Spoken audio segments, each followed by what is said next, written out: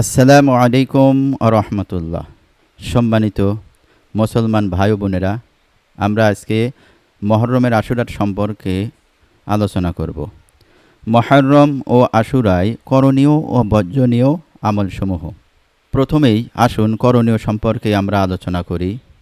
1 নম্বরে, মহরম মাসে বেশি বেশি করে নফল রোজা রাখব।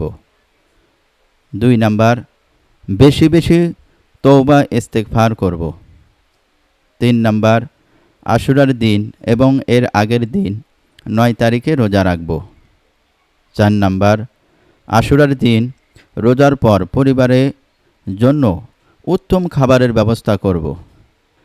হাদিসে বর্ণনায় এসেছে, আন জাবিরিন ক্বালা রাসূলুল্লাহ সাল্লাল্লাহু আলাইহি ওয়াসাল্লাম, মান ওয়াসা আলা আহলিহি ইয়াওমা আশুরা ওয়াসা আল্লাহু আলা আহলিহি তুলা সানাতি।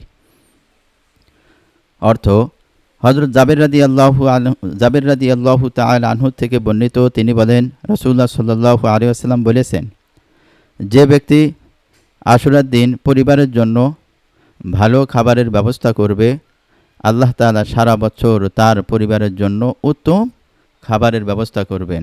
সুবহানাল্লাহি ওয়া বিহামদিহি। এখন আমরা জানব বর্জনীয় সম্পর্কে। মহরমের বর্জনীয় কাজসমূহ। 1 নম্বর, তাজিয়া মিছিল বের করা, অর্থাৎ মাজারের মতো নির্মাণ করে সেখানে বিভিন্ন মান্যত করা এবং মনে করা এই সিংহাসনে হোসেন রাদিয়াল্লাহু তাআলা আনহু সমাসীন হয়ে আছেন।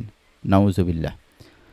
2 নম্বর, হযরত হোসেন রাদিয়াল্লাহু তাআলা আনহু এর শাহাদতকে কেন্দ্র করে নিজেদের শরীর জখম করা।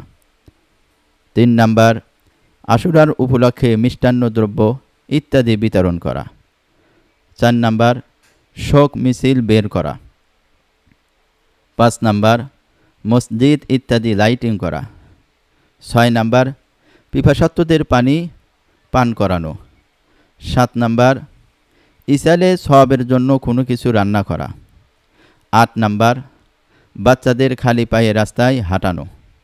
মূলত এসব কিছু শিয়া সম্প্রদায় কর্তৃক বানানো মন গড়া কিছু বিষয়, ইসলামের সাথে যার ন্যূনতম কোনো সম্পর্ক নেই। আল্লাহ তাআলা আমাদের সকলকে সহিহ হাদিসে বর্ণিত মুহররমের আমলগুলো আদায় করার এবং বর্জনীয় বিষয়গুলো থেকে দূরে থাকার তৌফিক দান করুক। আল্লাহুম্মা আমিন। যারা চ্যানেলটি সাবস্ক্রাইব করেন নাই, সাবস্ক্রাইব করে দিবেন। আল্লাহ তাআলা সকলকে কবুল করুক। আসসালামু আলাইকুম ওয়া রাহমাতুল্লাহি ওয়া বারাকাতুহু।